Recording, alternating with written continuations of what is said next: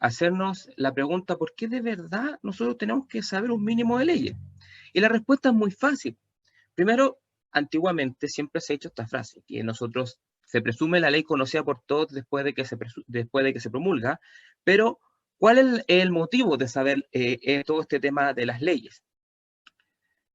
Pues bien, desde tiempos remotos, nosotros como personas hemos vivido en comunidades y las comunidades se organizan. O sea, desde tiempos inmemorables estábamos organizándonos y estaba la ley del más fuerte, por ejemplo, la ley del garrote, no sé si algunos se acuerdan, o bien habían ciertas personas que se consideraban muy sabias y se protegían, por ejemplo, los faraones, o bien las piedras, por ejemplo, había una piedra sagrada o caracola mágica, como quieran llamarlo, y se protegían y se ponían sanciones a quien trataban de atentar contra ella. Y eso es muy cierto, o sea, nosotros como comunidad llegamos a ciertos acuerdos y tomamos ciertas decisiones sobre cosas que consideramos realmente valiosas y decidimos protegerlas, y mediante leyes o reglas sancionamos a quienes traten de dañarlas y nosotros establecemos penas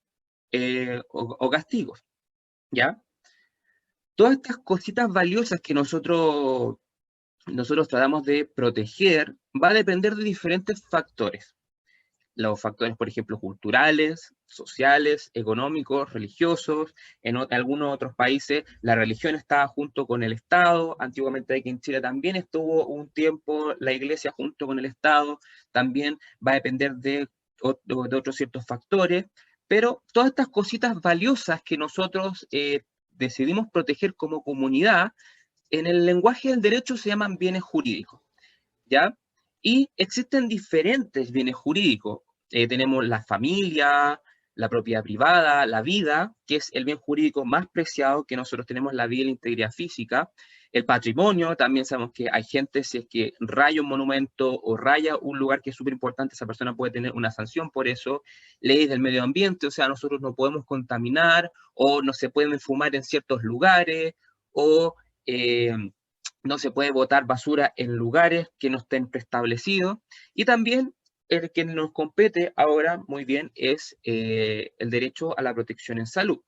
Bueno, y en un Estado de Derecho, como algunos no sabrán, vamos a tener un proceso constituyente, pero algunos ni siquiera saben lo que es un Estado de Derecho. En un Estado de Derecho es, como bien dice su nombre, es un país que se rige a través de las leyes, y lo voy a explicar en una diapositiva posteriormente.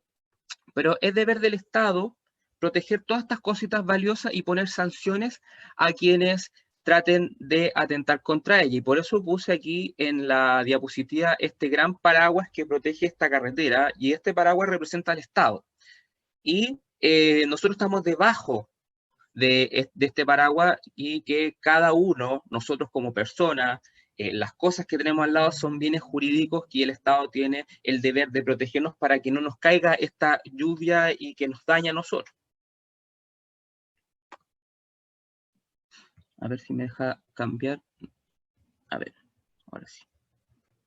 Bueno, si ponemos en una juguera, una especie de juguera, todo este tema de la protección, las cosas valiosas y las sanciones, nosotros generamos leyes, ¿ya? Y aquí, en toda la zona que es más Hispanoamérica, latinoamericana, nosotros trabajamos con códigos, y los códigos son un conjunto de leyes y que preestablecen diferentes temas. Por ejemplo, está la Constitución, que es la Carta Magna que nosotros conocemos, o el Código Civil, el Código de Aguas, el Código Penal, el Código Procesal Penal, son un conjunto de leyes de diferentes temas. Ahora bien, dentro del marco legal general que nosotros vivimos como sociedad, Chile y muchos países viven en un Estado de Derecho.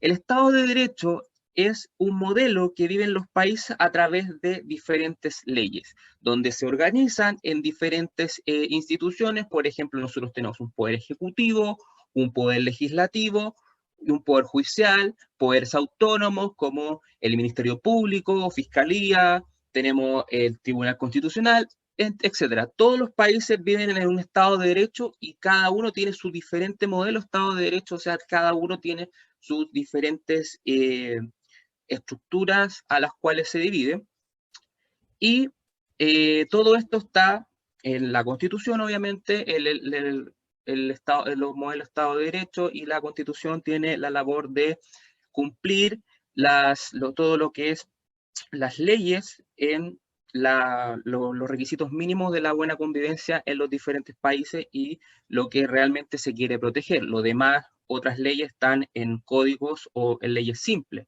pero el rol de una constitución verdaderamente tiene que ser respecto a los requisitos mínimos para la buena convivencia dentro de un país. Pero existen diferentes situaciones que vulneran el Estado de Derecho, y el presidente de la República, junto con otras instituciones, en este caso el Parlamento, pueden ven vulnerado el Estado de Derecho, y existen situaciones excepcionales en donde se pueden agregar o se pueden suprimir diferentes leyes en beneficio de mantener este Estado de Derecho. Entonces, el presidente tiene la facultad de decretar un estado de excepción.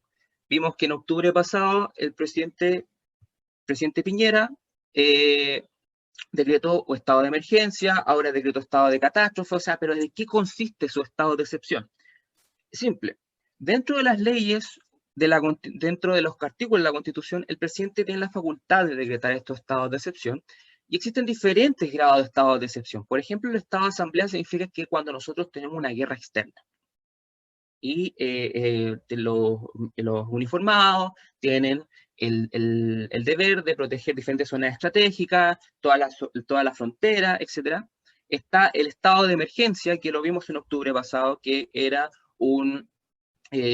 vimos que había un desorden en todo lo que es, valga la redundancia, el orden público, y se llamó a que los uniformados más las fuerzas de orden impusieran que se rigiera nuevamente la seguridad del orden público. Y está ahora el estado de catástrofe. ¿Qué quiere decir el estado de catástrofe? Que es en el caso de que haya algún desastre natural o una pandemia. Y el último es el estado de sitio, que el estado de sitio es cuando ya se vulneran casi todas las leyes del Estado de Derecho, y en verdad uno puede tomar los militares o por ejemplo, los carabineros pueden tomar detenido en cualquier parte, se vulneran diferentes leyes, pero en este caso son situaciones muy extremas, por ejemplo, en un desorden público muy grande, por ejemplo, una guerra civil. Ese es como el estado de excepción como más grande que se puede decretar, y que como más grave dentro de la soberanía del país. Pero yo puse aquí en rojito que estamos en un estado de catástrofe, ¿ya? Y donde el profesional de la salud y los militares, los carabineros, Policía de Investigaciones, la Marina y las fuerzas aéreas tienen un rol fundamental junto con nosotros. Por un lado, nosotros tenemos que sanar las heridas, o bien curar a las personas que están contagiadas con coronavirus, y por otro lado está las fuerzas de orden y los militares, que tienen que proteger diferentes zonas estratégicas, por ejemplo, y que se cumplan todas las órdenes que da este jefe de catástrofe, que en este caso es el ministro de Salud. Por ejemplo, cuidar zonas estratégicas, cuidar los hospitales, que no haya reuniones, que no haya, que la gente ande con mascarilla en las calles, que se tomen las precauciones, y esas son las reglas más comunes de las fuerzas de orden dentro de un estado de catástrofe, en este caso la pandemia.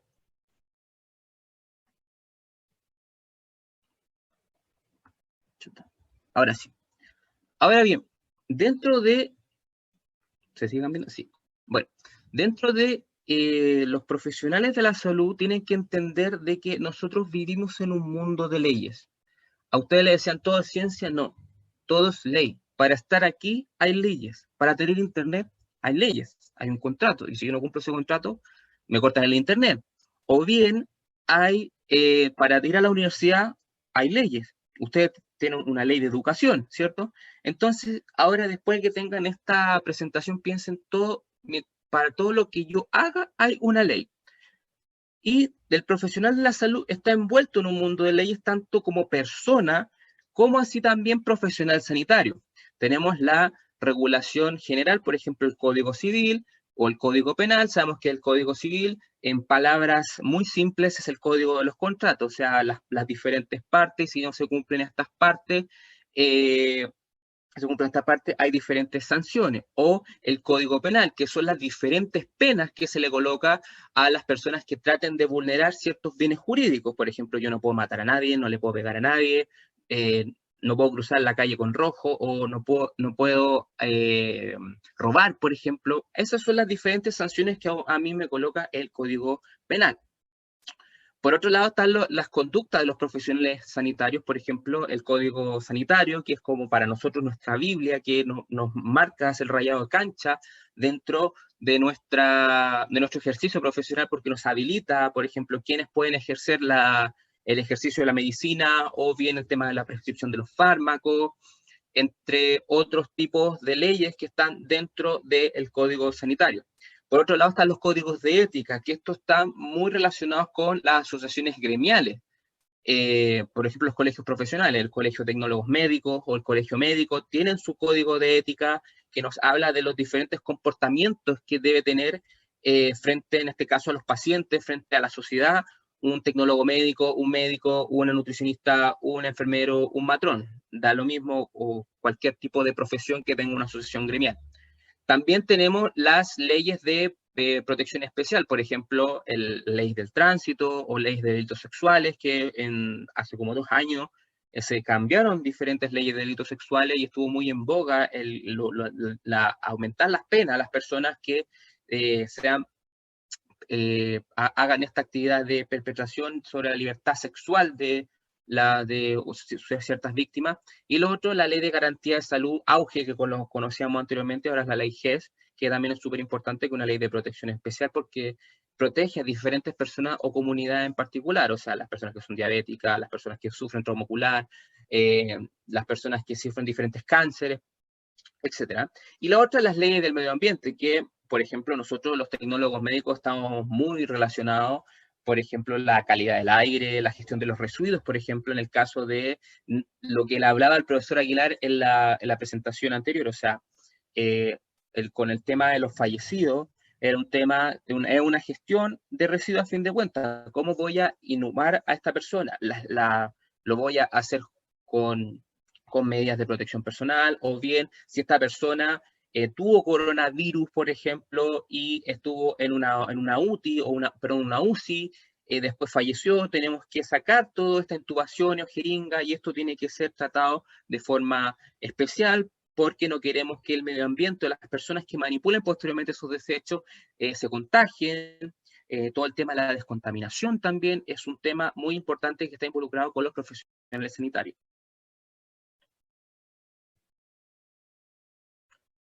Bueno, dentro del marco legal sanitario tenemos que entender que hay diferentes actividades del derecho que nosotros debemos cumplir como profesionales de la salud, que tenemos el ejemplo de la profilaxis y promoción en salud, o sea, en este caso el lavado de manos, o bien todo el tema use mascarilla, cumpla la distancia, todas esas actividades que nosotros tenemos que hacer está prescrita en el Código Sanitario.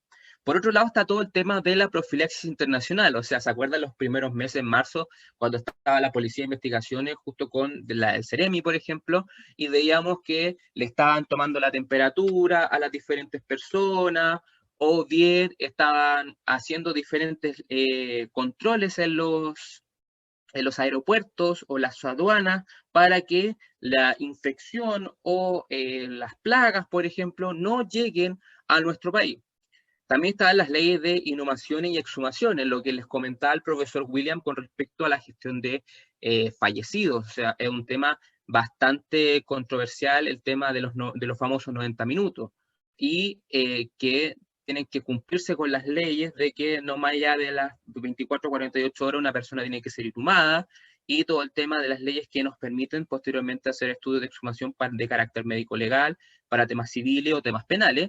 Y también está todo el tema del aprovechamiento de órganos y tejidos, que también competen dentro de las leyes del Código Sanitario, y les hablaba el profesor Aguilar sobre estos temas de no se pueden hacer autopsia, entonces tampoco no se pueden aprovechar estos tejidos. ¿Qué pasa si esta persona era donante, no sé, pues, de córnea o donante de hígado y tuvo coronavirus? O sea, ¿hasta dónde llegará la ley en situaciones de pandemia? Si es que se pueden cumplir o no. Ahora, la gran mayoría de ustedes acá son estudiantes y tendrán que entender que cuando usted ya cumpla, cuando ya sea profesional de la salud, va a tener que cambiar su actitud frente a la vida. ¿Por qué? Porque usted tiene más obligaciones, como así también derechos, que usted tiene que cumplir. Y aquí vamos a hacer la diferencia entre la situación legal de los profesionales versus la de los pacientes. Por un lado, usted es un profesional, es un ciudadano, al igual que el paciente, pero usted ya, al tener un título profesional, usted es una autoridad, ¿ya? O sea, usted tiene la capacidad de mandar, no, o sea, no mandar así como que la otra persona sea mi esclavo, pero tiene la capacidad de tener una trata de personas, usted está a cargo de un grupo de personas, lo que lo conlleva a tener una ética profesional y tener decisiones sobre otros, en este caso sobre los pacientes, en el caso de los médicos, o bien sobre personas que están bajo mis cargos, voy a tener que tomar decisiones, pero también así hacerme responsable de estas, lo que podemos llevar a cometer delitos en salud, por ejemplo, los delitos por profesionales sanitarios o los cuasi delitos por responsabilidad profesional, que eso lo vamos a explicar muy bien y eso yo creo que se los quede bien grabadito en su mente respecto a las responsabilidades que tienen los profesionales de la salud, qué pasa si yo cometo algún error y cómo yo puedo resarcir o satisfacer algún daño que sufre el paciente. Y también tenemos las obligaciones de medios, que ya la voy a explicar en ciertas diapositivas más, pero para que les quede más claro, es que la obligación de medios es hacer todo lo positivamente posible que tengo a mi alcance, a pesar de que el mundo se me venga encima. Por ejemplo, claro que un abogado tiene la obligación de medios de defender a un imputado, aunque haya cumplido, aunque haya cometido el homicidio más horroroso de la vida, haya matado, haya asesinado, haya violado a cuanta gente, pero la obligación del abogado es que y seguir hasta el último minuto para que por lo menos esta persona tenga todo su debido proceso, como se les dice, o que toda esta condena o toda esta investigación sea lo más digna posible y que cumpla todos los requisitos para que tenga una condena digna, a pesar de que esta persona haya cometido lo que había cometido ese delito. En cambio, por ejemplo, nosotros tenemos el caso de que tenemos la obligación de medios que un paciente está gravemente herido o gravemente enfermo y no podemos, sabemos que se va a morir, pero tenemos que estar siempre acompañando y darle los mejores cuidados, diligencia, a pesar de que ya sabemos que este paciente puede empeorar o puede morirse, nosotros tenemos la labor de cumplir toda nuestra labor, todas nuestras tareas de que se le hizo los debidos cuidados a este enfermo. Por otro lado, tenemos el tema de los pacientes. Los pacientes también son ciudadanos, tienen derecho a voto, tienen todas las garantías que tenemos como ciudadanos, pero es una persona común. En otros lugares no son pacientes, son clientes, son números. No es la señora Juanita Pérez Conchera, no, pues es la paciente 1-1 de la cama 1 que pagó 100 lucas y que solamente se va a hacer esta cosa porque no le alcanza más la plata. Es grave, es súper, es tragicómico, pero así también se ve, o sea, ya no es una persona, es un número. Tiene muchos derechos, sabemos que cuando ustedes siempre van a los spam o van a los hospitales, siempre hay con un cuadrito azul que habla de los derechos y los deberes de los pacientes. Bueno, tiene muchos derechos, tiene muchas garantías, tiene decisiones sobre sí mismo, o en el caso de que sean menores de edad o pacientes con cuidados paliativos, hay tutores legales y tiene pocas obligaciones. Bueno, yo les hablé del tema de la responsabilidad, ¿cierto? La responsabilidad profesional, responsabilidad más que todo es responder, ¿ya? Y la definición de responsabilidad profesional nos dice que es la obligación o deber de que coloca a determinado persona, en este caso el profesional sanitario, en resarcir, indemnizar o satisfacer cualquier pérdida, detrimento, perjuicio o daño causado en ella, en este caso el paciente, ¿ya? Pero ¿cómo son los mecanismos legales para que se solucione esta y para que tenga yo la obligación o la institución de resolver esta problemática que me ocurre? ¿Qué pasa si yo cometo un error o la institución comete un error? Ley en Chile, lo primero que hacemos es hacer mediación. La mediación, gracias a la ley 19.966, dispone una acción legal en contra del establecimiento público o privado, ¿ya? Para ser responsables por daños derivados del otorgamiento de las prestaciones en salud, y todo esto tiene que hacerse una mediación. O sea, por ejemplo, un dentista le pone mal anestesia a una persona y se le caen todos los dientes. Esta persona obviamente va a ir a reclamar, si ¿cómo me pudo pasar esto? Ahora no podré masticar, tendré que comer papilla. Entonces va a todas estas asesorías jurídicas que hay en los hospitales, no solamente están de adorno, ven todo el tema administrativo jurídico, pero también ven todos estos temas de gestión jurídica o riesgo jurídico sanitario, como se le habla, y dice, ya, se les puso el alegato y todo, entonces se cita a esta persona y se cita al profesional que intervino en esta persona, en este caso el dentista. Y le dice, ya, ¿qué quiere hacer usted? No, que quiero que me ponga prótesis y que me pague y que me ponga unos bonitos dientes, quiero que sean con implantes de titanio, etcétera, etcétera. Y el médico accede, bueno, y aparte quiero que me deje los dientes bien bonitos. Ya, accede y todo, y llega a una resolución, a una negociación en este caso. Sin embargo, la mayoría de las ocasiones no pasa esto, no se llevan a buen puerto, entonces se dice, bien, me voy a las ligas mayores, entonces nos vamos a los tribunales. Entonces se empieza a hacer toda una investigación por responsabilidad profesional. La responsabilidad profesional puede ser de dos tipos, penal o civil. La penal, la consecuencia es que usted es personal, o sea, yo me puedo ir a la cárcel, yo tengo que pagar alguna indemnización de mi bolsillo, o bien me pueden hasta quitar el título, pero es personal. En cambio está la responsabilidad de carácter civil, que no es personal, es institucional. O sea, lo han visto en las noticias que dicen clínica tanto indemniza a paciente por tantos millones por mala cirugía de tal órgano. Eso es típico, entonces son casos de responsabilidad profesional de carácter civil, ¿ya?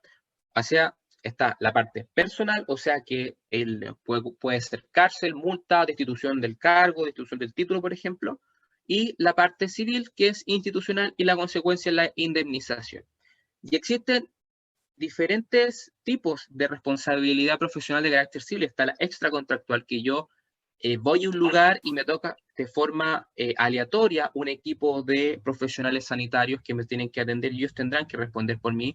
O está la extracontractual, perdón, la contractual, que quiere decir de que yo selecciono al lugar y al profesional con el cual me quiero atender, y esos tendrán que responder por mí. Por ejemplo, el paciente tiene problemas de reproducción asistida, entonces vamos del médico con más preparación, con todos los másteres posibles en reproducción asistida, que estudió en Harvard, que estudió en Oxford, en todas las partes haber y por haber, y que sabe mucho de reproducción asistida, entonces voy a ese. Pero ese comete el error, entonces él tendrá que responder por mí, tendrá que sacar plata de su bolsillo para que me indemnice, o la institución de él, que la sociedad que la armó, tendrá que pagar en el caso de algún tipo de error, alguna situación adversa.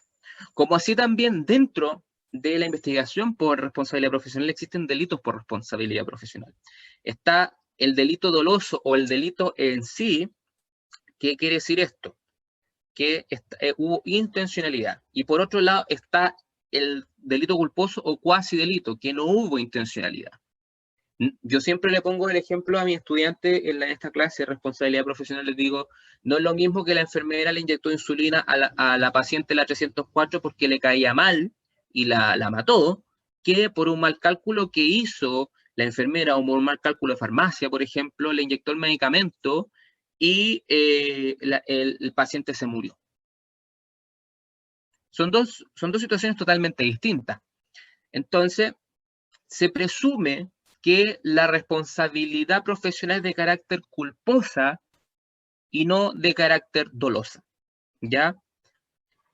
Bueno, dentro de los cuasi delitos por responsabilidad profesional existen diferentes tipos de cuasi delitos. Por ejemplo, lo que nosotros conocemos más frecuentemente es la negligencia, que es hacer de menos o omitir ciertas acciones del ejercicio profesional diario. Como así también está la impericia, o sea que al profesional le falta el conocimiento, ¿ya? O la especialización para realizar una acción. O sea, por ejemplo, yo soy tecnólogo médico de anatomía patológica, lo mío es el tema de el corte histológico, la citología, la biología molecular, en este caso para detección de COVID-19, pero no, como igual tengo el título tecnólogo médico, me dedico a hacer fondos de ojos y me hago todo lo que es la pega de mis colegas de oftalmología. No, pues chiquillo, no me compete. Estaría cumpliendo una impericia, ella saca la especialidad de oftalmología para dedicarme a hacer todo este tema de los fondos de ojos, visiorefracción, etcétera, etcétera. También está la imprudencia, que es todo este tema de hacer un acto arriesgado y que puede ser muy perjudicial a la salud del paciente.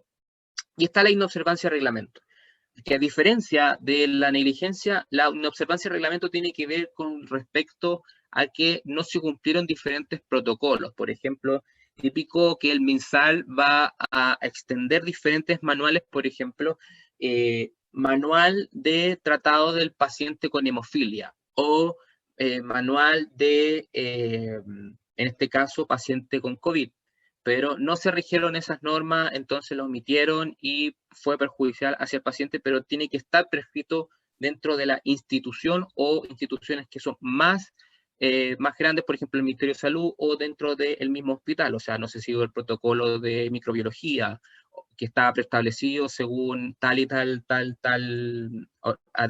acuerdo que se hizo en el hospital. A eso se refiere la inobservancia de reglamento.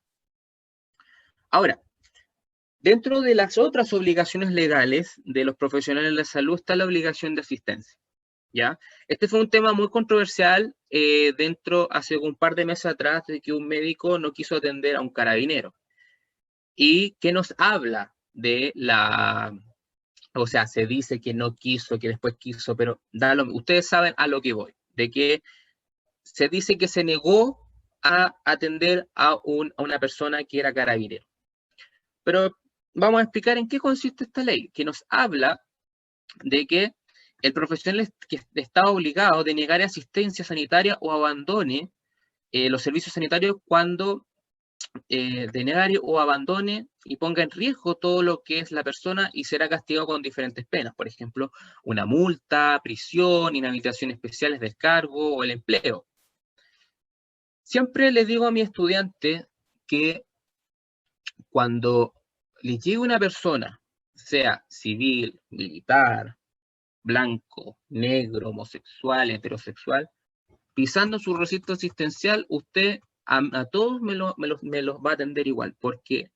Porque usted primero tiene una ética y ante la ley. Primero, si no las cumple, primero eres poco ético y segundo te puede ir hasta preso. Siempre les digo eso a mis estudiantes. Da lo mismo. Da lo mismo todo este tema de los prejuicios. Nosotros podemos tener todas las opiniones que queramos tener, pero mientras una persona independiente, si es que sea civil, uniformado, de los diferentes colores políticos, mientras pise mi resistencia asistencial, las voy a atender de la misma forma que yo si hubiese sido mi propio padre, mi propia madre, dentro de mi establecimiento de salud. ¿Por qué? Porque tengo que cumplir ante la ley y ante la ética. Y eso quiero que les quede muy claro, chiquillos, porque nosotros también cuando salimos de la universidad, nosotros también hacemos juramento hipocrático, y nosotros hacemos todos estos juramentos para no hacerle daño a los pacientes, independiente de su posición económica, su raza, su sexo, su orientación sexual, etc. Mientras una persona pise mi recinto asistencial, la voy a atender como a todas las demás, y todos dignamente. Y por otro lado está la obligación de medios, que ya se los comentaba, que nos habla en poner a una situación de que un profesional, estando a sabiendas de que el paciente pueda fallecer o pueda empeorar su condición de salud, nosotros lo más importante es demostrar que se cumplió con las prudencias, diligencias y cuidados debidos.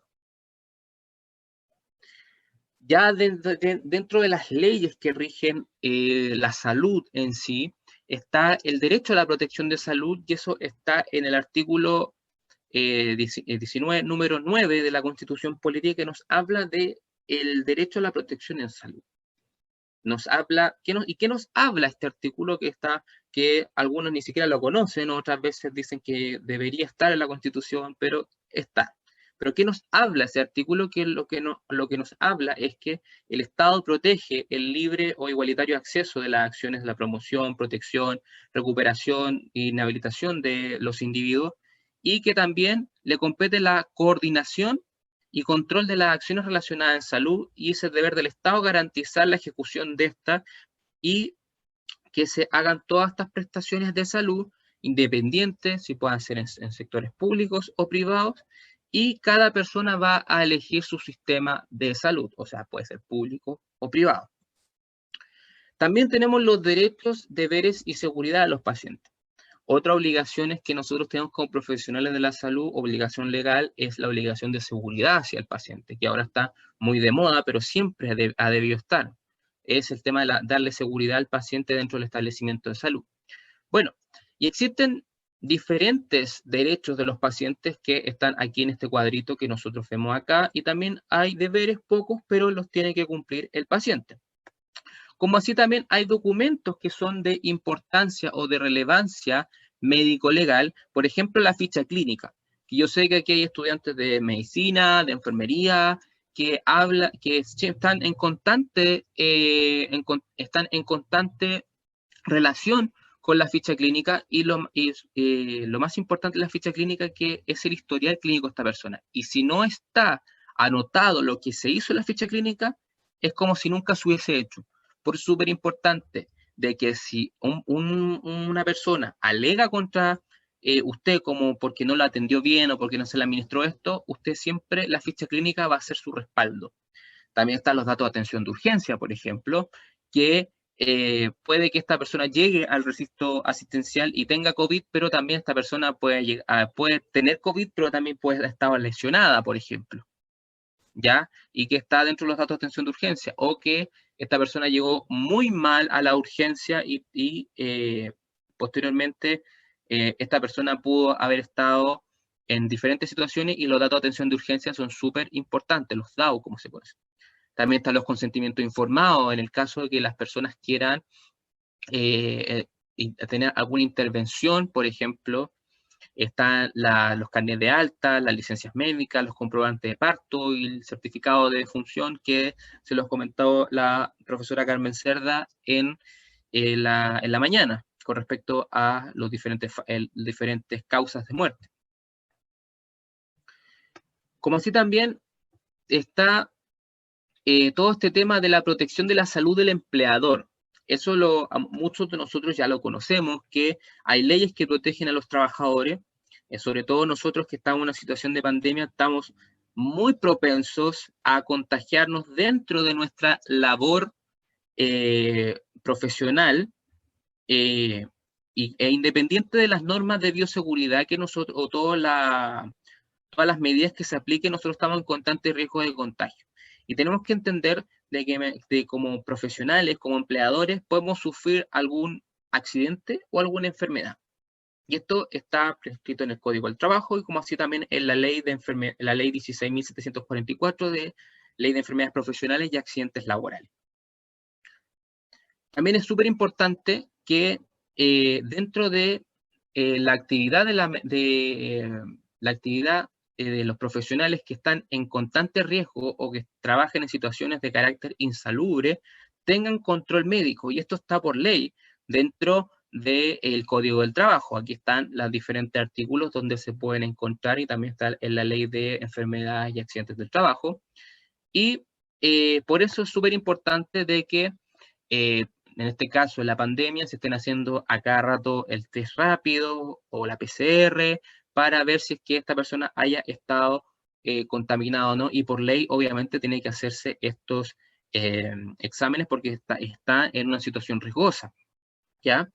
Y también es súper importante en el caso, otras situaciones de este tema de los exámenes médicos por el tema pre y post ocupacional. O sea, si yo voy a trabajar, por ejemplo, a la minera o voy a trabajar con asbesto, por ejemplo, siempre tengo que hacerme un chequeo médico antes, durante y después, porque si es que tengo una enfermedad importante o prescrita por la ley, tengo la obligación o la empresa o el seguro puede pagarme una indemnización o una pensión por invalidez, por ejemplo. Eso es súper importante tenerlo presente, sobre todo ahora en una situación de pandemia, que como profesionales sanitarios estamos en constante riesgo de contagio y siempre hay que exigir exámenes y chequeos médicos.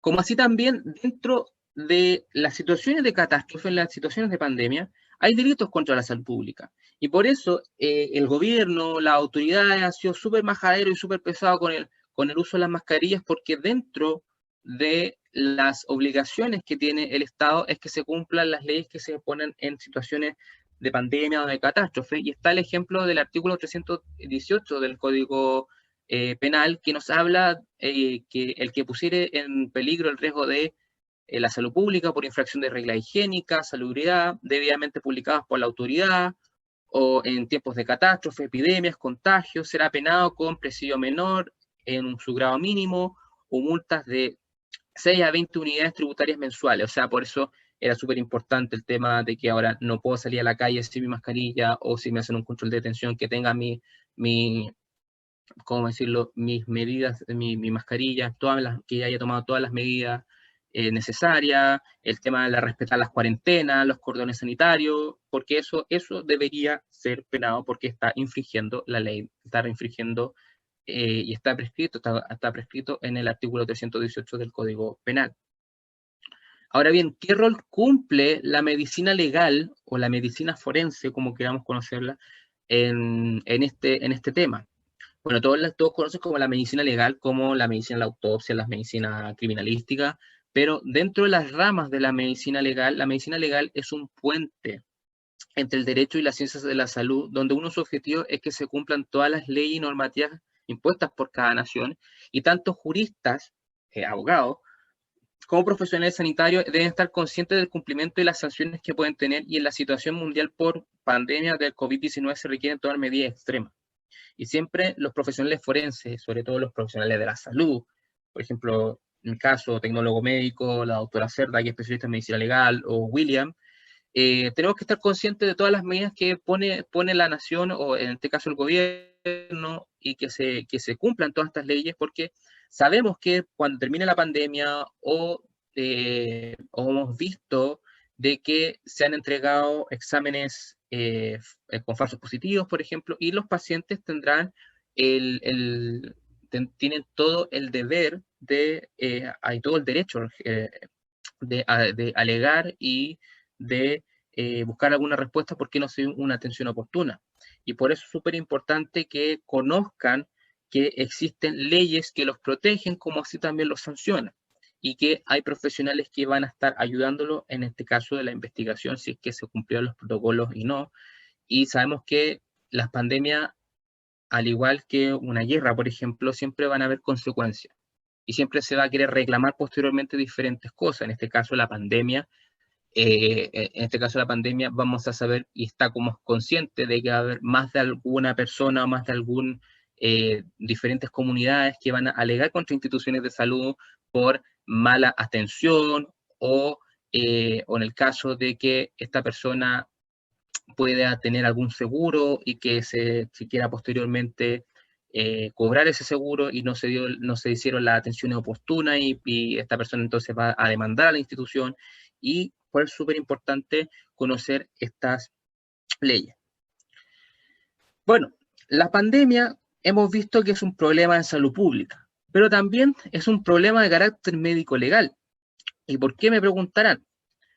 Pues bien, todo el tema de la actividad sanitaria en pandemia es un tema urgente, en donde tenemos condiciones precarias en ciertos casos, o de repente los países, aquí vimos que en Chile, u otros países, creo que Chile estuvo mejor preparado que otros países, lo digo de manera personal, igual sí hay hartas fallas, eso hay que admitirlo, pero por ejemplo, frente a la situación de que nosotros nunca pensamos que no iba a llegar el coronavirus o llegó bastante encima, siempre hay una precariedad para asegurar el tema de la mejora de, en este caso, los enfermos y la habilitación de diferentes centros sanitarios.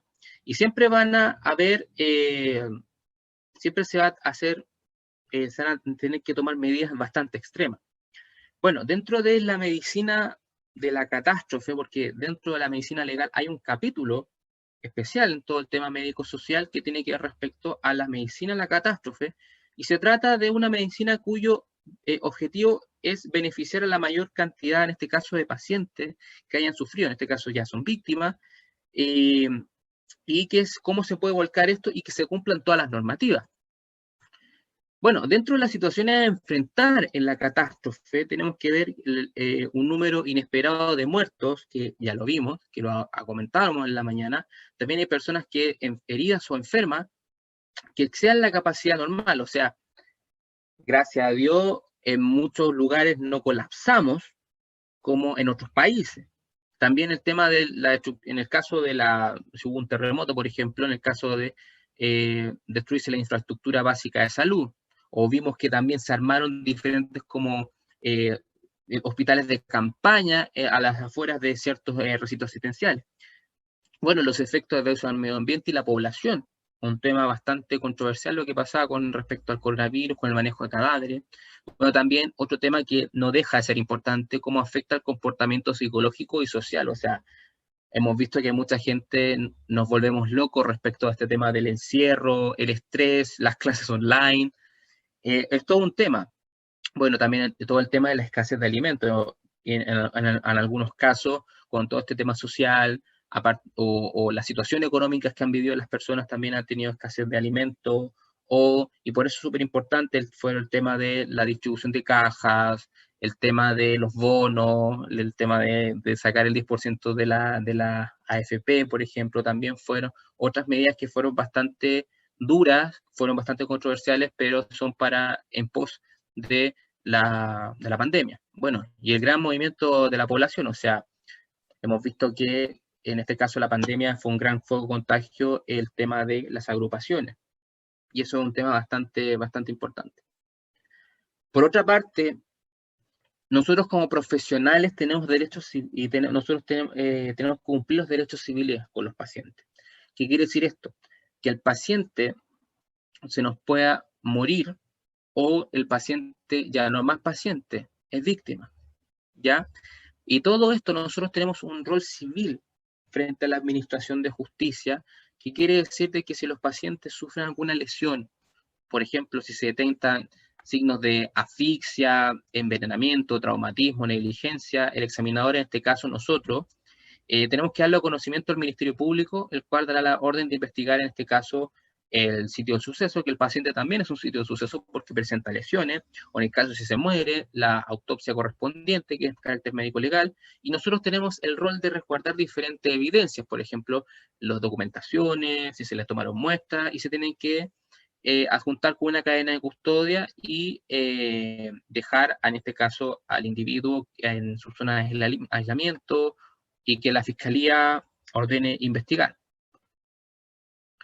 Bueno, ¿qué es la cadena de custodia? La cadena de custodia es un conjunto, ¿qué quiere decir, profesor? ¿Yo le pongo cadenas a mi evidencia? No, es un conjunto de procedimientos técnicos administrativos que permiten preservar la originalidad de ciertas muestras en todas las muestras que uno levanta para elementos de prueba que se han presentado a los tribunales. Por ejemplo, una persona puede llegar, una persona puede haber sido abusada sexualmente, puede ser violada, y se le hace un examen sexológico en el servicio de urgencia, y se le toman ciertas muestras de fluidos seminales.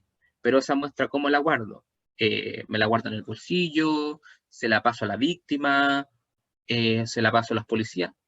Siempre tienen que tener un resguardo, y por eso es súper importante la cadena de custodia que mantiene la originalidad de las características de todo lo recolectado, o el paciente, en este caso, víctima, ya haya tenido una herida de bala y se les trajo esta herida de bala, que se le entregó al carabinero. No, se tiene que guardar de una forma especial, se tiene que asignar un número, y se tiene que adjuntar este formulario único de cadena de custodia. ¿En qué consiste el formulario único de cadena de custodia? Este es un formulario único de cadena de custodia que lo puede utilizar la Fiscalía, las policías, Gendarmería, el Servicio Médico Legal y los servicios de salud, ¿ya? ¿Y qué es lo interesante de este formulario? Primero tenemos estas cositas que son ahí, que es la NUE, que es el número único de evidencia, que cuando uno levanta una muestra del sitio del suceso, en este caso, escena del crimen, como nosotros lo llamamos ya ahora, o levantamos dentro del paciente, en este caso ya que el paciente ya no es paciente, es víctima, se le adjunta un numerito y ese numerito se acoteja con el formulario cadena de custodia. Bueno, también se anota el RUC, que el RUC es como el carnet de identidad que se le da a esta investigación. ¿Y qué rol cumple usted? Rellenar la dirección, por ejemplo, en el recinto asistencial, donde el cual usted hizo, qué es lo que levantó, y aquí su firma, su cargo, y a quién se lo entregó, en este caso, por ejemplo, un policía o alguien que mandó el Ministerio Público como custodio.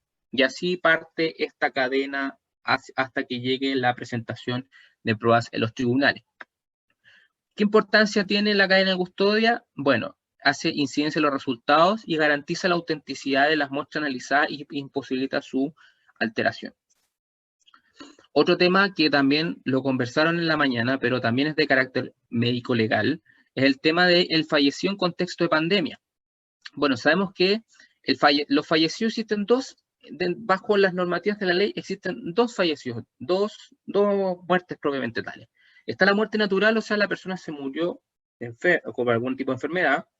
En este caso, se murió a consecuencia de la infección por COVID-19, o pudo tener COVID-19, pero murió, no sé, de una insuficiencia renal, o alguna cardiopatía.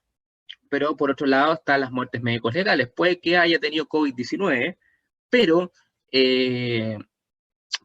puede que esta persona no haya muerto el COVID-19, esta persona haya muerto de una muerte violenta, por ejemplo, o muerte sospechosa, o muerte súbita, por ejemplo, algún trauma, algún envenenamiento, o intoxicación, o alguna asfixia. Bueno, por ley, a todas estas personas hay que extenderle un certificado de función. En el caso si una persona muere de forma natural o se conoce su causa de muerte en contexto hospitalario, o sea, se murió, no sé, por infección por COVID-19, o se murió por una insuficiencia renal, o se murió por una insuficiencia cardíaca, o se murió por insuficiencia hepática. Todo lo que se conoce el historial clínico de esta persona y que repercutió en el deceso de esta persona, eso lo hace el médico tratante, o en el caso de que esta persona se quiera conocer mucho más su enfermedad o su cotejo frente a los resultados de la ficha clínica versus cómo realmente murió, se hace autopsia clínica. Sabemos que en los contextos de pandemia se han prohibido la autopsia clínica. Sin embargo, y eso lo autoriza la familia. Sin embargo, por ley, si una persona muere en los contextos que yo ya les expliqué, una muerte violenta, sospechosa, súbita, por obligación se tiene que hacer una autopsia gracias a los artículos 199 y 201 del Código Procesal Penal, que nos dice que cualquier muerte de todo este tipo es obligatoria una autopsia. Vieron que la doctora habló de que no se está tratando de no abrir el cadáver, solamente está haciendo el examen externo y no tratar de tomarles muestras. Pero hasta qué punto puedo yo intervenir en la parte superficial o utilizar algunos otros métodos, por ejemplo, la imagenología, pero la autopsia lleva muchos años, siempre ha sido el estándar. Bueno, eso más quería comentarles. Espero sus preguntas.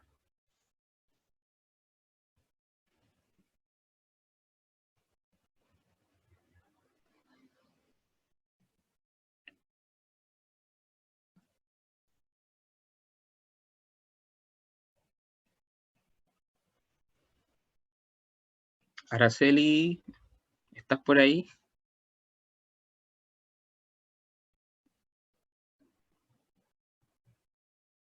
Espero sus preguntas.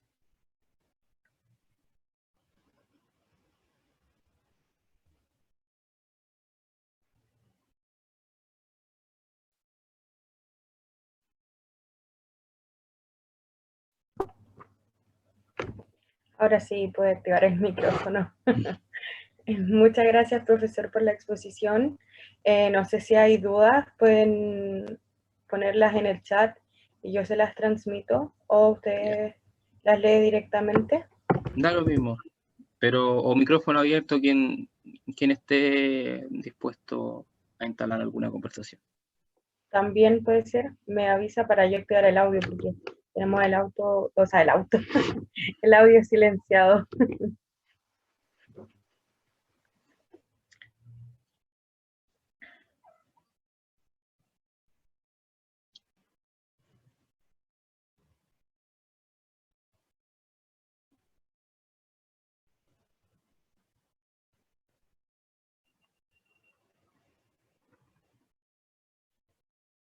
Al parecer, Araceli, no hay preguntas. Ah, sí. Sí, ahí ya. Primero vamos a pasar con José Luis. Ya. Pregunta que existe legislación específica para estudiantes del área de la salud y su responsabilidad médico-legal.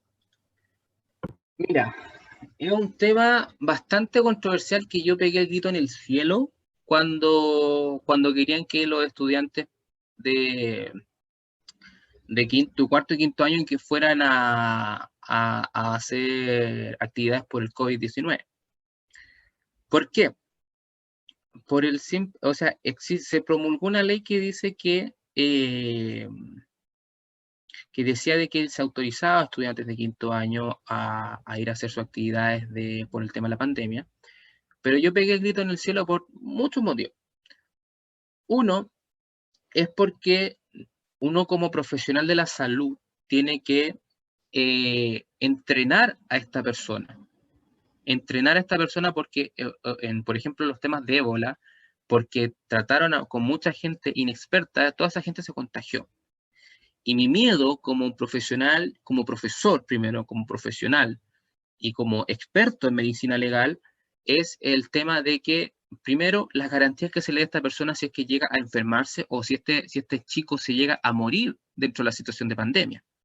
Lo otro, este chico no tiene ningún título profesional que lo avale. Y dentro del Código Sanitario nos dice que nosotros solamente podemos ejercer actividades de la medicina quien tenga un título que esté habilitado por alguna universidad o cualquier institución reconocida por el Estado. O sea, va usted, todo lo que va a incurrir es el tema del ejercicio legal de la profesión. Más encima, si va a estar bajo la tutoría del profesor de campo clínico, ese profesor no tiene ni tiempo para pescarlo a usted, o que los vaya a hacer la rutina, pero ¿quién va a validar eso? ¿Qué pasa si usted se manda alguna embarrada? ¿Qué pasa si pasa todo este efecto adverso? La responsabilidad va a recaer en usted. Que el interno se mandó la embarrada, que esto otro, que no se miró esto. Y eso, después cuando se haga la investigación por responsabilidad profesional, usted se va a ir al tiro a la cárcel porque no tiene ningún título que lo sustente. Y eso es súper grave. Por otro lado, el tema, ¿cómo va a responder usted?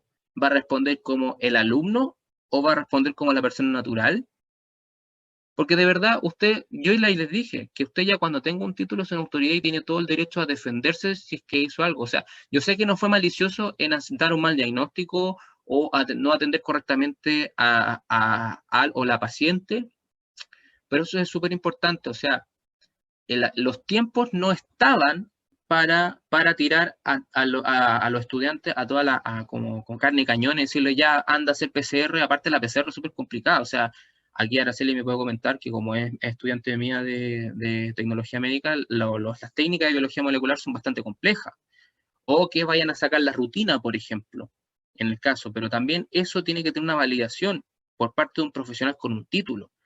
Y esa cosa tiene que revisarse los exámenes, que todos los procedimientos estuvieran bien, que estuvieran bien calibrados en los equipos. Y eso es súper complicado. O sea, si después le echa la culpa a usted, ¿cómo usted se va a defender? No, yo fui el interno, a mí me mandaron, pero después, si es que usted no puede firmar la ficha clínica, usted no puede firmar el examen, ¿y cómo después usted se va a defender? O sea, va a recaer en toda responsabilidad penal. Eso es súper grave. Yo siempre, cuando lo comentaba con mis colegas de medicina legal y también con mis colegas de tecnología médica, por favor, si es que mandan a internos, por favor que tengan todas las garantías y que estén, siempre que estén al lado, como el carabinero, que esté el tutor de campo clínico al lado de él y que le valide todo, porque después no va a faltar que el alumno se mande alguna embarrada y le eche la culpa a él y pero pasó esto y el alumno fue, o sea, lo van a mandar preso o lo van a inhabilitar o cualquier cosa. Y eso es súper grave. Así que lo encontré súper irresponsable de parte de ciertas instituciones de, hay ciertas instituciones de educación superior en mandar a algunos de sus estudiantes. O sea, sí había una ley, pero también tuvieron que pensar lo otro. O sea, ¿cómo voy a ver a mi alumno? ¿Va a tener todas las garantías? ¿Qué pasa si se me enferma? ¿Qué pasa si se me muere? ¿Qué pasa si se manda alguna embarrada? ¿Qué pasa si lo enjuician? ¿Qué pasa con tal y tal cosa? O sea, el seguro estudiantil y todo eso. Y por eso también yo peleaba mucho con el Colegio de Tecnólogos Médicos porque llevaban voluntariados de quinto año. Yo dije, ya, ¿y qué garantías va a tener esta gente? ¿Qué pasa si se enferman? ¿Qué pasa si estos chiquillos, quién va a responder? ¿Va a pagar él? ¿Va a pagar el colegio de tecnólogos si no tiene plata, por ejemplo? ¿No tiene los suficientes millones para pagar una hospitalización? O sea, es súper complicado. Yo soy de la idea de que, chuta, sí, nos tocó la parte más fea de las clases online, pero es mejor de que nosotros los entrenemos cuando nosotros ya no demos más con respecto a la pandemia, ustedes recién ahí, ya, ahí nos ponemos las pilas y estamos mejor preparados que tirar al tiro como carne de cañón a los estudiantes.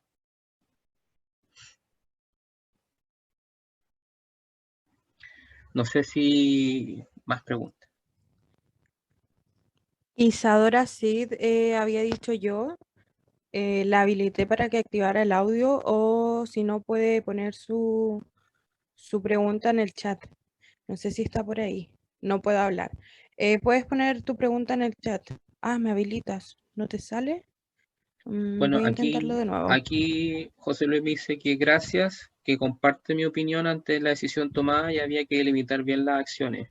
Saludos a Temuco, tengo muchos amigos allá del Colegio de Tecnólogos Médicos Sí, y de la muy universidad. linda la gente de Temuco. El Colegio de Tecnólogos Médicos de allá es súper movida. Siempre hago actividades con Isadora, ellos.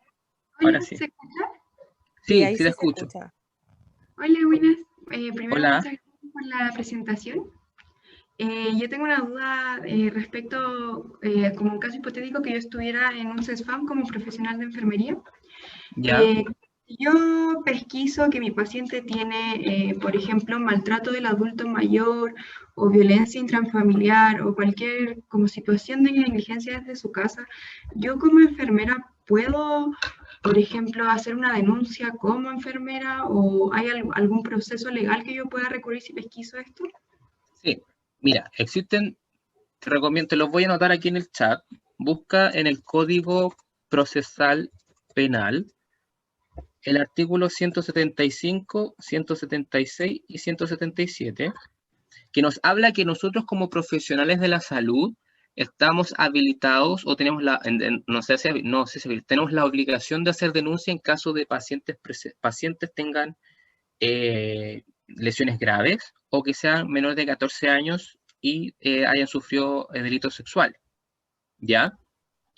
Hay un listado enorme de profesionales o personas que son los funcionarios públicos que tienen que hacer la denuncia y tú como enfermera, si no está el médico o tu enfermera supervisora, tú tendrás que hacer la denuncia y tú tendrás que entenderte con las policías o con los fiscales, porque está por la ley. Ahora, si es que realmente, por eso es súper importante el tema de los diagnósticos diferenciales, si es que un niño, por ejemplo, presenta moretones y tú al tiro pensáis, chuta, tiene lesiones, pero también esas lesiones pueden ser un púrpura. Entonces, por eso es súper importante los diagnósticos diferenciales.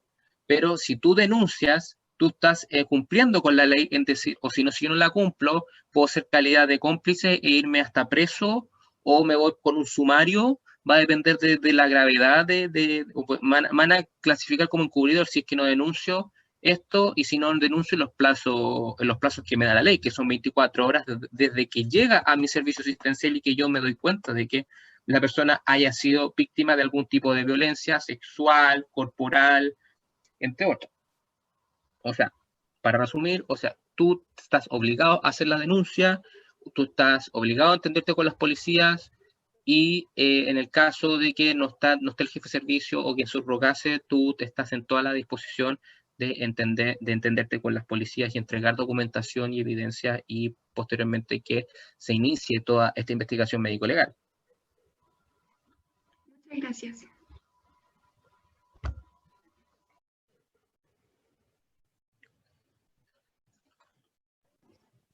¿Más consultas? A mí me gusta que me pregunten.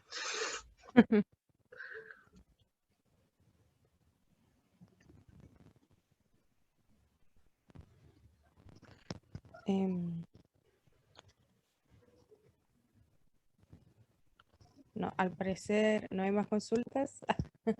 Mm. Igual ya estamos en la hora de finalización. Ya.